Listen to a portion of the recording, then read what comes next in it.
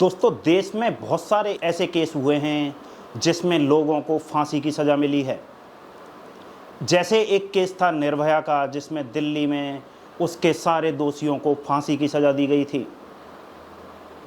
कुछ साल पहले ऐसा ही एक केस, ऐसी ही एक भयावह घटना को अंजाम दिया गया था, जिसमें उसके अपराधी को फांसी की सज़ा दी गई थी। दोस्तों, जिस वक्त उसे फांसी की सज़ा दी गई थी, लोग उसकी फांसी के लिए सड़कों पर आए थे कि ऐसे क्रूर व्यक्ति को फांसी ही मिलनी चाहिए। लेकिन फांसी लगने वाले के आखिरी शब्द यही थे कि मैं निर्दोष हूँ, मैंने इस केस में कुछ नहीं किया है।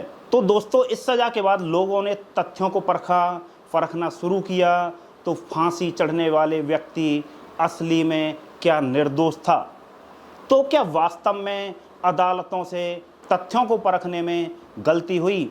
एक निर्दोष व्यक्ति को फांसी पर चढ़ा दिया गया। आखिर क्या था यह पूरा मामला, हम आपको इस वीडियो में विस्तार से बताएंगे। दोस्तों, जब उसको फांसी दे दी गई तो फिर ये लोग ये मांग कर रहे थे कि ये बंदा गलत फंसा है, इसने इस केस में कुछ नहीं किया। तो नमस्कार दोस्तों, मैं हूं देव और स्वागत है आपका ट्रू क्राइम स्टोरीज में। दोस्तों, आज हम आपके लिए एक ऐसी स्टोरी लेके आए हैं जिसकी फांसी से पहले लोग फांसी की मांग कर रहे थे, लेकिन फांसी के बाद बोल रहे थे कि ये बंदा निर्दोष था। दोस्तों, यदि आपने हमारे चैनल को सब्सक्राइब नहीं किया तो चैनल को सब्सक्राइब ज़रूर कर लें और हमारे वीडियो को लाइक ज़रूर करें, जिससे हमें थोड़ा मोटिवेशन मिलेगा। दोस्तों, इस केस का सबसे अहम किरदार है धनंजय चटर्जी। दोस्तों, धनंजय 1986 के आसपास नौकरी की तलाश में कोलकाता आकर MS सिक्योरिटी एजेंसी थी वहाँ पे कोई, उस कंपनी में पहुँचता है। इस कंपनी में धनंजय को सिक्योरिटी गार्ड के तौर पर नौकरी मिल जाती है और उनकी पोस्टिंग साउथ कोलकाता के भवानीपुर स्थित अपार्टमेंट में हो जाती है। इस अपार्टमेंट का नाम था आनंद अपार्टमेंट। दोस्तों, यहाँ धनंजय चटर्जी की शिफ्ट सुबह 6 बजे से लेकर 2 बजे तक की थी। इसी आनंद अपार्टमेंट के 3rd फ्लोर पर नागर दास पारेख का परिवार भी रहता था। दोस्तों, नागर दास का परिवार पहले गुजरात में रहता था, लेकिन कामकाज के तलाश में ये लोग कोलकाता में आ जाते हैं और यहाँ पर अपने सोने चांदी की पहले एक छोटी दुकान डालते हैं। लेकिन जब ये मेहनत करते हैं तो इनका काम चल निकलता है, तो ये कोलकाता में ही शिफ्ट हो जाते हैं अपने परिवार के साथ और वो इसी सोसाइटी में शिफ्ट होते हैं। दोस्तों, नागर दास पारेख की फैमिली में इनके अलावा इनकी पत्नी यशोमती पारेख, इनकी एक बेटी हैतल पारेख और एक बेटा भावेश पारेख भी रहता था। 1990 में बेटी हेतल पारेख एक स्कूल में 10th क्लास में पढ़ती थी। वो दोस्तों 10th की स्टूडेंट थी। दोस्तों, ये बात है 2 मार्च 1990 की। हैतल अपनी माँ यशोमती से कहती है कि जब वह स्कूल से घर वापस आ रही थी तो धनंजय चटर्जी, जो हमारे टावर के नीचे गार्ड है, उसने उससे कुछ ऐसी बातें कहीं जो उसे अच्छी नहीं लगीं।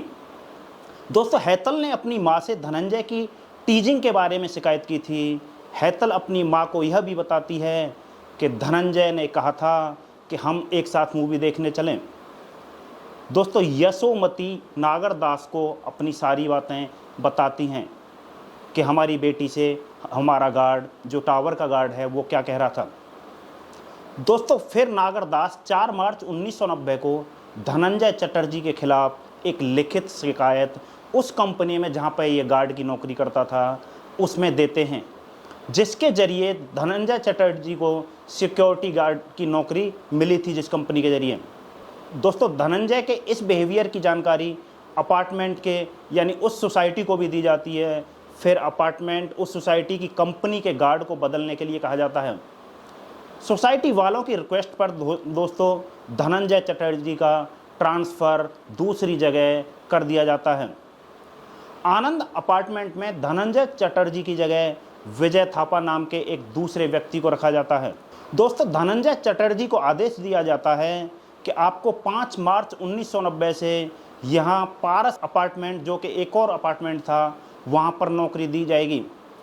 मगर दोस्तों, धनंजय इस ऑर्डर को मानने से साफ मना कर देता है और धनंजय चटर्जी सुबह 6 बजे ही अगले दिन उसी अपार्टमेंट में, आनंद अपार्टमेंट में ड्यूटी पर आ जाता है और दिन के 2 बजे तक ड्यूटी करके जाता है।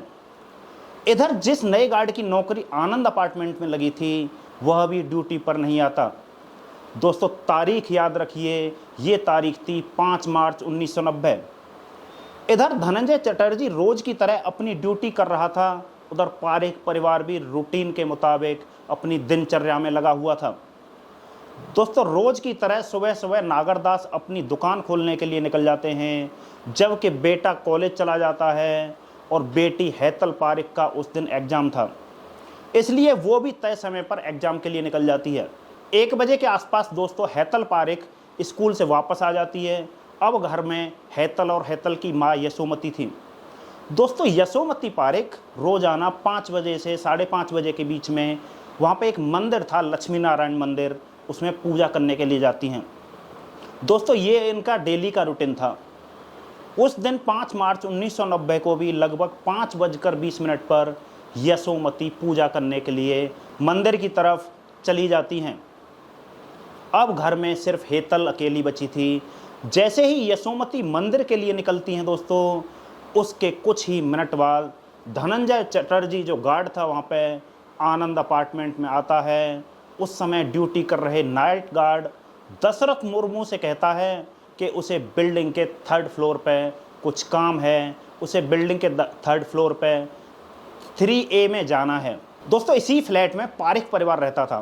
फ्लैट में जाने की वजह पूछने पर धनंजय चटर्जी गार्ड को बताता है कि दरअसल मुझे आज से ही पारस अपार्टमेंट में नौकरी ज्वाइन करनी थी, मगर मैं कुछ निजी कारणों से वहाँ पर नौकरी को आज की अपनी ड्यूटी को ज्वाइन नहीं कर पाया। इस बात की जानकारी फ़ोन से मुझे ऑफिस में देनी है। धनंजय 5:20 के आसपास फ्लैट के अंदर गया और अब समय हो रहा था 5:45। 5:45 के आसपास प्रताप चंद्र पाल नाम का एक व्यक्ति आनंद अपार्टमेंट में सुपरवाइजर के तौर पर काम करता था दोस्तों, जिसमें धनंजय सिक्योरिटी गार्ड था। प्रताप चंद्रपाल ड्यूटी पर तैनात गार्ड दशरथ मुर्मू से पूछता है कि आज सुबह नया गार्ड विजय थापा ड्यूटी पर आया था या नहीं। इस पर गार्ड कहता है कि आज विजय तो ड्यूटी पर नहीं आया, बल्कि सुबह 6 बजे से 2 बजे तक धनंजय चटर्जी ने ड्यूटी की थी। इतना ही नहीं, इस समय भी धनंजय इसी अपार्टमेंट के 3rd फ्लोर पर ऑफिस में ही फ़ोन करने गया है। दोस्तों, इतना सुनते ही सुपरवाइज़र गार्ड से कहता है कि अभी धनंजय को नीचे बुलाओ। इस पर गार्ड नीचे से धनंजय को आवाज़ देता है। मामले में आगे दिए बयानों के आधार पर जब नीचे खड़ा गार्ड धनंजय को आवाज़ लगाता है तो वह फ्लैट नंबर 3A की बालकोनी से नीचे की तरफ देखता है। इस पर गार्ड धनंजय से कहता है कि जल्दी से नीचे आओ, सुपरवाइज़र तुमसे मिलने आया है। दोस्तों, इस पर धनंजय कहता है कि मैं बस अभी आता हूँ। फिर कुछ ही पल के अंदर धनंजय लिफ्ट के जरिए नीचे आ जाता है और फिर वो सुपरवाइज़र से बात करने लगता है। अगले दिन से नई जगह ज्वाइन करने की हिदायत देने के बाद सुपरवाइज़र वहाँ से चले जाते हैं और धनंजय भी अपने रास्ते पर आगे बढ़ जाता है। दोस्तों, इस कहानी की डेट और टाइम याद रखना और वीडियो को पूरा देखना। दोस्तों, धनंजय सुपरवाइज़र से बात करने के बाद आगे बढ़ जाता है। उसके बाद अब टाइम हो रहा था शाम को 6:50। यशोमती मंदिर में पूजा करने के बाद अपने फ्लैट में आती हैं, लिफ्ट के पास आती हैं। यहाँ पर यशोमती से लिफ्ट ऑपरेटर रामधन यादव कहता है कि अभी थोड़ी देर पहले ही धनंजय चटर्जी आपके अपार्टमेंट में गया है। दोस्तों, इतना सुनते ही यशोमती घबरा जाती है, क्योंकि उसे पता था उसकी बेटी ने उसकी कई बार शिकायत भी की थी, क्योंकि पिछले दिनों धनंजय की शिकायत एक लिखित शिकायत भी दी गई थी। इस वजह से उसकी माँ और ज़्यादा घबरा जाती है और उसी शिकायत की वजह से दोस्तों धनंजय का ट्रांसफ़र भी दूसरे अपार्टमेंट में किया गया था। दोस्तों, वो दौड़ती हुई अपने फ्लैट पर आती है और बेल बजाती है। यशोमती अपने फ्लैट का लगातार बेल बजा रही थी, लेकिन अंदर से दोस्तों उसे कोई जवाब नहीं मिल रहा था। दोस्तों, वो दरवाज़ा नॉक करती है, दरवाजे को बार बार पीटती है, मगर फिर भी दरवाज़ा नहीं खुलता है, क्योंकि दरवाज़ा अंदर से बंद था। दोस्तों, जब काफ़ी शोर शराबा होता है और अंदर से जवाब नहीं मिलता है तो यशोमती इमरजेंसी अलार्म बजा देती है। इस कारण वहाँ पे आसपास जो दूसरे फ्लैट थे वो लोग भी वहाँ पे आ जाते हैं और हड़बड़ाकर उस यशोमती से पूछते हैं कि बात क्या है। दोस्तों, यशोमती कहती है कि मैं गेट का दरवाज़ा पीट रही हूँ, मेरी बेटी घर पे थी, मैं मंदिर गई थी, लेकिन अब दरवाज़ा नहीं खुल रहा है। दोस्तों ये सारे लोग दरवाजे को खोलने की कोशिश करते हैं, मगर जब दरवाज़ा नहीं खुलता है तो एक ही पल में दरवाजे को धक्का मारकर तोड़ दिया जाता है। दोस्तों दरवाज़ा टूटते ही अंदर सबसे पहले यशोमती जाती है, उसके पीछे कुछ पड़ोसी भी घर के अंदर दाखिल होते हैं। दोस्तों उस टाइम घर का नज़ारा देखते ही, जैसे ही वो हैतल का कमरा खोलते हैं, हैतल के कमरे की तरफ भागते हैं, वो नज़ारा देखकर सभी के सभी चौंक जाते हैं। दोस्तों उस कमरे में हैतल नग्न अवस्था में खून से लथपथ उसकी बॉडी फर्श पर पड़ी हुई थी। उसके पूरे शरीर पर घाव के निशान थे, उसके चेहरे, हाथ और निजी अंगों पर खून के धब्बे थे। हैतल के कपड़े एक तरफ पड़े हुए थे, वो भी सारे खून में हो रखे थे। दोस्तों कमरे के अंदर का नज़ारा देखकर सबके पैरों तले ज़मीन खिसक जाती है। उस कमरे का सामान सारा इधर उधर बिखरा पड़ा था। कमरे में मौजूद लोग हैतल को आवाज़ देते हैं और उसे जगाने की कोशिश करते हैं, मगर दोस्तों हैतल बेसुध पड़ी हुई थी।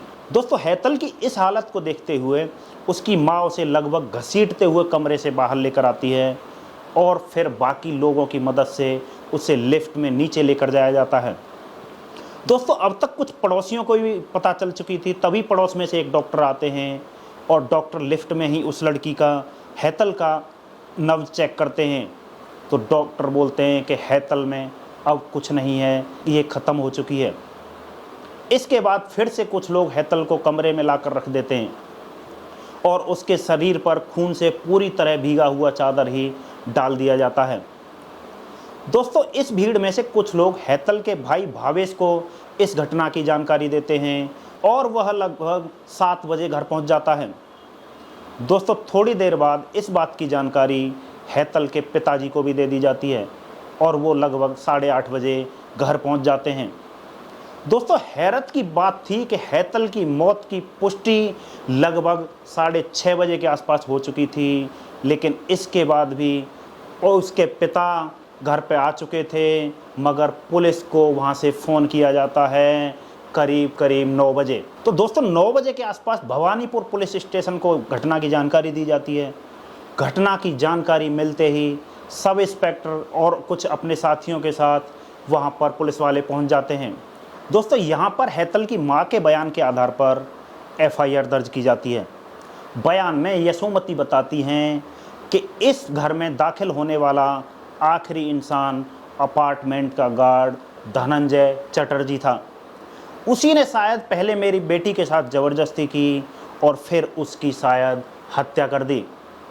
दोस्तों इस बयान के आधार पर धनंजय चटर्जी को प्राइम सस्पेक्ट मानते हुए इसके खिलाफ मुकदमा दर्ज किया जाता है और पुलिस धनंजय की तलाश में लग जाती है। इसके बाद हैतल के शव को कब्जे में लेकर उसे पोस्टमार्टम के लिए भेज दिया जाता है। इसके अलावा क्राइम सीन की भी तलाशी ली जाती है। यहाँ से दोस्तों पुलिस वालों को एक टूटा हुआ गले का चेन, एक पीले कलर का शर्ट का बटन, एक फटी हुई पैंटी इत्यादि सामान मिलता है, जिसे पुलिस सबूत के तौर पर अपने पास जब्त कर लेती है। दोस्तों यहाँ पर कुछ गवाहों के भी बयान दर्ज किए जाते हैं। मामला दर्ज करने के बाद रात में ही police prime suspect Dhananjay Chatterjee की तलाश में लग जाती है, मगर दोस्तों धनंजय उस जगह पर नहीं मिलता है जहां वह अक्सर रात में रोका करता था। 6 तारीख को भी धनंजय को ढूंढने की पूरी कोशिश की जाती है, मगर वह धनंजय पुलिस को नहीं मिलता है। एक दूसरे अपार्टमेंट में भी पुलिस जाती है जहां वह रात की ड्यूटी किया करता था, मगर वहां भी दोस्तों धनंजय नहीं मिलता है। दोस्तों रूटीन के मुताबिक धनंजय को 6 तारीख से पारस अपार्टमेंट में ड्यूटी ज्वाइन करनी थी, मगर वह पारस अपार्टमेंट में ड्यूटी ज्वाइन नहीं करता है और लापता ही रहता है। फिर दोस्तों पुलिस इधर उधर छानबीन करती है, मगर कहीं भी धनंजय का कोई पता नहीं चल रहा था। फाइनली पुलिस धनंजय को ढूंढते हुए उसके गांव पहुंचती है। दोस्तों यह तारीख थी 12 मार्च 1990। उस दिन धनंजय को गिरफ्तार कर लिया जाता है धनंजय के घर से। दोस्तों गिरफ्तारी के साथ साथ घर से तलाशी ली जाती है उसके से। यहाँ से पुलिस को एक पेपर में लिपटा हुआ पीले कलर का शर्ट, एक ट्राउज़र भी बरामद होता है और गवाहों के बयानों के अनुसार धनंजय ने घटना वाले दिन इसी रंग का शर्ट और ट्राउज़र पहना हुआ था। हेतल के परिवार वालों ने घटना वाले दिन बताया था कि उनके घर में एक रीचो कंपनी का रिस्ट वॉच भी गायब है।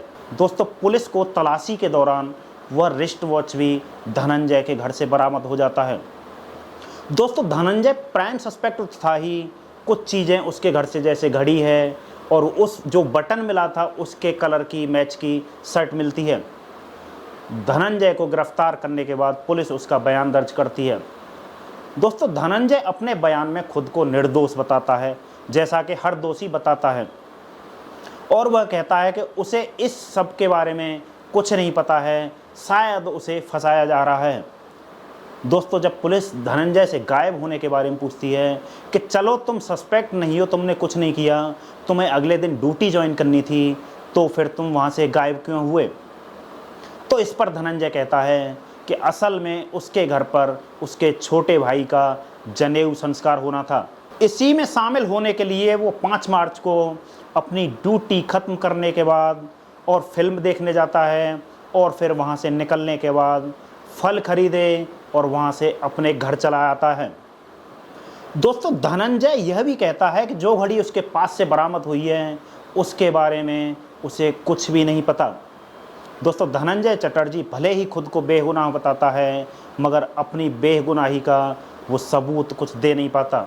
उसके पास ऐसा कुछ भी नहीं था जो वो कह सके कि मैंने ये हत्या नहीं की है। दूसरी तरफ हेतल का पोस्टमार्टम करने वाले डॉक्टर दीपंकर गुहा बताते हैं कि हेतल के शरीर पर 21 जगह चाकू के निशान थे। 21 जगह चाकुओं के जख्म बन रहे थे। यानी दोस्तों, हेतल की हत्या बड़ी ही बेरहमी से की गई थी। दोस्तों, पोस्टमार्टम रिपोर्ट के मुताबिक हेतल का गला भी दबाया गया था। पोस्टमार्टम रिपोर्ट के आधार पर डॉक्टर यह भी कहते हैं कि हत्या करने से पहले हेतल के साथ शारीरिक संबंध भी बनाए गए थे। दोस्तों, हेतल के चेहरे पर काफ़ी जख्म के निशान थे। उसके नाखूनों में कुछ टिश्यू और कुछ बाल भी फंसे मिले थे, जिससे ये आशंका जताई जा रही थी कि हेतल ने अपने ऊपर हमला करने वाले से शायद हाथापाई की हो। दोस्तों, भले ही धनंजय चटर्जी ने इस पूरे मामले में खुद को बेगुनाह बताया था, मगर वो सरकमटेंसेस एविडेंस थे जिस बात से वो सारा फंस रहे थे, जो उसको दोषी बना रहे थे। दोस्तों, इस घटना में कहीं ना कहीं धनंजय चटर्जी का हाथ जरूर है। इस बात को और बल तब मिलता है जब पुलिस द्वारा हेतल के घर से बरामद बटन के शर्ट का मिलन धनंजय द्वारा पहने गए शर्ट से हो जाता है। इन सभी सबूतों और गवाहों के बयानों के आधार पर धनंजय चटर्जी को आरोपी बनाते हुए निचली अदालत में मामले की सुनवाई शुरू होती है। अदालत में सबसे पहले सवाल उठता है कि हेतल की हत्या का मोटिव आखिर क्या था। दोस्तों, बयानों के आधार पर रिपोर्ट में बताया जाता है कि पिछले दिनों हेतल ने धनंजय की शिकायत की थी, और इस शिकायत के आधार पर ही धनंजय का ट्रांसफ़र कर दिया गया था। बस इसी कारण गुस्से में आकर शायद धनंजय ने हेतल की हत्या कर दी और उसका रेप भी किया। इस मामले की सुनवाई निचली अदालत में लंबे समय तक चलती है। फिर फाइनली गवाहों और सबूतों को मद्देनज़र रखते हुए कोर्ट द्वारा धनंजय चटर्जी को हेतल की हत्या और दुष्कर्म के जुर्म में मौत की सज़ा सुनाई जाती है। दोस्तों, इस फैसले के खिलाफ धनंजय चटर्जी कोलकाता हाई कोर्ट में अपील करते हैं, मगर यहाँ भी पूरी सुनवाई होने के बाद निचली अदालत द्वारा जो सज़ा उसे दी गई थी उसी को बरकरार रखा जाता है। दोस्तों, फिर धनंजय चटर्जी सुप्रीम कोर्ट में अपील करता है, मगर सुप्रीम कोर्ट में भी धनंजय की फांसी की सज़ा को बरकरार रखा जाता है। दोस्तों, अदालत से फांसी की सज़ा मिलने के बाद सज़ा के इंतज़ार में धनंजय चटर्जी 14 साल जेल में बिता देता है। दोस्तों, फिर फाइनली 2004 में 25 जून को फांसी का दिन तय कर दिया जाता है, मगर फांसी से ठीक एक दिन पहले 24 जून को धनंजय तत्कालीन राष्ट्रपति APJ अब्दुल कलाम के पास मर्सी पिटीशन दायर कर देता है। दोस्तों, इस कारण 25 जून 2024 को फांसी लटकाने का फैसला टाल दिया जाता है। दोस्तों, जब धनंजय चटर्जी को फांसी पर नहीं लटकाया जाता तो बंगाल में धनंजय के खिलाफ रैलियां निकाली जाती हैं। दोस्तों, यहाँ पे लोगों का हुजूम सड़कों पर निकल आता है। धनंजय को जल्द से जल्द फांसी पर लटकाने की मांग की जाती है। दोस्तों, यहाँ तक कि पश्चिमी बंगाल की तत्कालीन मुख्यमंत्री बुद्धदेव भट्टाचार्य की पत्नी मीरा भट्टाचार्य भी इस फांसी के समर्थन में कैंपेन चलाती हैं।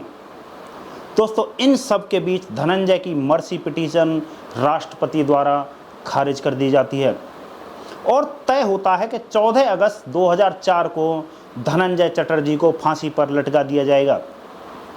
दोस्तों, फांसी का दिन तय होता है। इसके बाद फिर से लग रहा था कि फांसी को फिर दोबारा टालना पड़ेगा, क्योंकि उस वक्त कोलकाता में फांसी देने के लिए नाटा मलिक नाम के एक व्यक्ति को नौकरी पर रखा गया था। दोस्तों, मगर वह कुछ महीनों पहले ही रिटायर हो चुका था।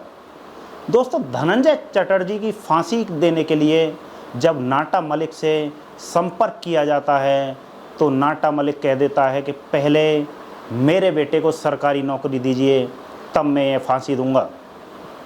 दोस्तों, काफ़ी मान मनव्वल किया जाता है, उसको मनाया जाता है, फिर सरकार उसकी नौकरी देने की बात को मान लेती है। दोस्तों, नाटा मलिक फिर उस फांसी को देने के लिए तैयार हो जाता है। दोस्तों, अब तारीख थी 14 अगस्त 2004। सुबह के लगभग 4 बजे थे। धनंजय को फांसी पर लटकाने की सारी तैयारियां पूरी हो चुकी थी। दोस्तों, फिर उसको सुबह उठाया जाता है, उसको नहलाया जाता है, उसको नाश्ता कराया जाता है। फिर जज का इशारा मिलते ही नाटा मलिक उस लीवर को खींचता है और अपने जन्मदिन के दिन ही धनंजय चटर्जी को फांसी के फंदे पर झुला दिया जाता है। दोस्तों, आधे घंटे तक उसका शरीर यूं ही उस फांसी के फंदे पर लटका रहता है और फिर डॉक्टर कंफर्म कर देते हैं कि धनंजय की मौत हो गई। धनंजय की मौत के बाद धनंजय का परिवार धनंजय के शरीर को लेने नहीं आता है। इसका कारण जेल में उसका अंतिम संस्कार कर दिया जाता है। दोस्तों, नाटा मलिक को फांसी पर लटकाने वाले जल्लाद के मुताबिक फांसी पर लटकने से ठीक पहले धनंजय के आखिरी शब्द यही थे कि मैं निर्दोष हूँ, मैंने कुछ नहीं किया है।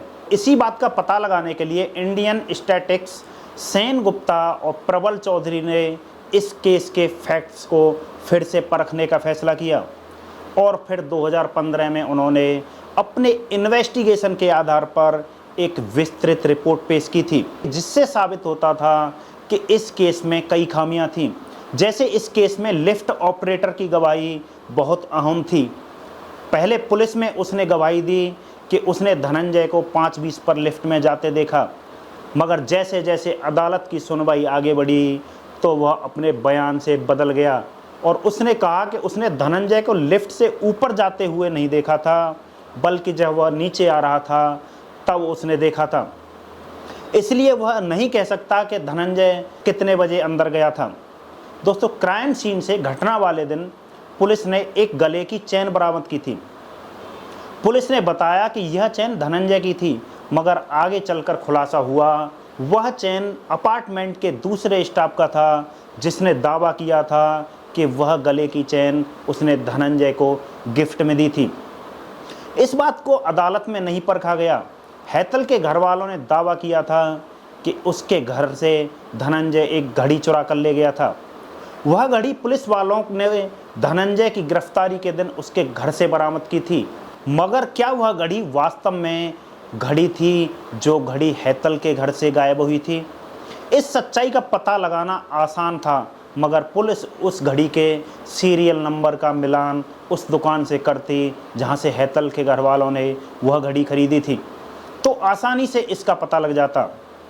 दोस्तों, धनंजय के पास से बरामद घड़ी चुराई वाली जो घड़ी थी या कोई और घड़ी थी, मगर पुलिस वालों ने ऐसा कभी नहीं किया। दोस्तों, एक और सवाल उठाया गया कि घर में कई और दूसरी कीमती चीज़ें थीं, जो धनंजय भला केवल घड़ी ही क्यों चुराएगा? इसका जवाब किसी के पास नहीं है। पोस्टमार्टम रिपोर्ट के मुताबिक हैतल के शरीर पर चाकुओं के वार के 21 निशान थे, मगर पुलिस ने ना तो कभी मर्डर वेपन बरामद किया और ना ही कभी कोई मर्डर वेपन अदालत में पेश किया, मगर बिना मर्डर वेपन के ही धनंजय को फांसी दे दी गई, जबकि यह अहम सबूत था जिसने भी हैतल को उस शाम पहली बार देखा था, सभी ने गवाही दी थी कि हैतल के पूरा शरीर लहूलुहान था।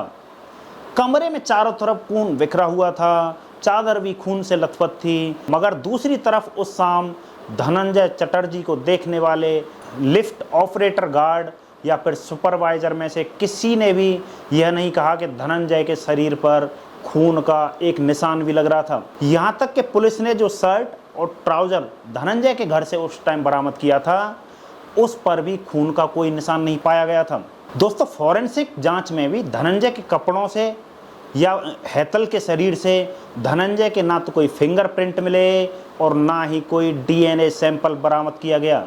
तो आखिर कैसे संभव है कि खून पूरे कमरे में बिखरा गया था, मगर हत्या करने वाले धनंजय चटर्जी के शर्ट पर खून का एक कतरा नहीं आया? एक्सपर्ट्स ने यह भी कहा था कि यह भी नहीं कहा जा सकता था कि धनंजय ने कत्ल करते समय कोई और कपड़ा पहना था, क्योंकि गवाहों के मुताबिक धनंजय जो कपड़ा पहनकर अंदर गया था, वही कपड़ा पहनकर बाहर आया था। दोस्तों, एक्सपर्ट के मुताबिक अगर धनंजय ने वास्तव में हत्या की होती तो आखिर वह उस शर्ट और ट्राउज़र को संभाल कर क्यों रखता, जबकि इस मामले में शर्ट और ट्राउज़र अहम सबूत होते। पूरे घर में या हैतल के शरीर पर कहीं भी धनंजय चटर्जी के दोस्तों फिंगरप्रिंट्स नहीं मिले थे। दोस्तों, आईएएस की रिपोर्ट में पुलिस की लापरवाही सामने आई। रिपोर्ट के मुताबिक पुलिस ने जो एविडेंस रिपोर्ट बनाई थी, उस पर परिवार के किसी सदस्य का सिग्नेचर नहीं था, बल्कि उस अपार्टमेंट में जो चाय पहुंचाने का काम किया करता था, उससे साइन करवाए गए थे। शुरू में धनंजय के खिलाफ जिस रिटर्न कंप्लेंट की बात सामने आ रही थी, वह कंप्लेंट की कॉपी भी कभी सामने नहीं आई। दोस्तों, पुलिस और अदालत के सामने शाम के वक्त ड्यूटी कर रहे गार्ड ने गवाही दी थी कि उसने सुपरवाइजर के कहने पर 5:45 पर धनंजय को आवाज़ लगाई।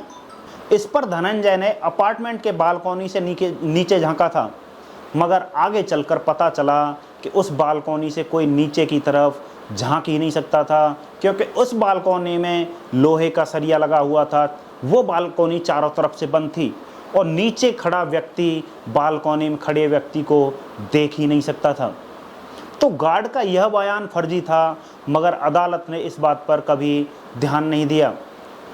आईएसआई की रिपोर्ट के मुताबिक हैतल की मां पर भी कई गंभीर आरोप लगे थे। जैसे कि हैतल की मां ने दावा किया था कि वह 5:20 पर मंदिर के लिए निकली थी, मगर लिफ्ट ऑपरेटर ने कोर्ट में गवाही दी थी कि वह 5:20 पर नहीं, बल्कि उस दिन 4:10 पर ही मंदिर के लिए निकल गई थी। दोस्तों, इस जल्दबाजी का क्या कारण था, किसी को नहीं पता। पोस्टमार्टम रिपोर्ट में कहा गया था कि मरने से पहले हैतल ने संभवतः अपने मर्डरर के साथ हाथापाई की थी। इस कारण हैतल के नाखून में से जो टिश्यू के सैंपल और बाल के नमूने बरामद किए गए थे, यह सैंपल किसके थे, इस बात का पता आसानी से डीएनए जांच में निकल आता, मगर डीएनए जांच कभी की ही नहीं गई। दोस्तों, यहाँ तक कि हैतल के अंडरगारमेंट से सीमन के सैंपल भी कलेक्ट किए गए थे। यह सीमन के सैंपल वास्तव में धनंजय के थे या नहीं, इसका भी पता डीएनए से लगाया जा सकता था, मगर यह भी नहीं किया गया। यह कितनी बड़ी लापरवाही थी, इससे आप अंदाज़ा खुद लगा सकते हैं। दोस्तों, हैतल की मां के बयान के अनुसार जब वह 3rd फ्लोर पर गई तो उसके फ्लैट का दरवाज़ा अंदर से बंद था। अब अगर मान लिया जाए कि धनंजय ने हत्या की है और हत्या करके वो निकल गया है, तो आखिर अंदर से दरवाज़ा किसने बंद किया, जबकि उस समय घर के अंदर हैतल के अलावा कोई और नहीं था और हैतल खुद दरवाज़ा बंद नहीं कर सकती थी, क्योंकि दोस्तों उसकी तो हत्या हो चुकी थी।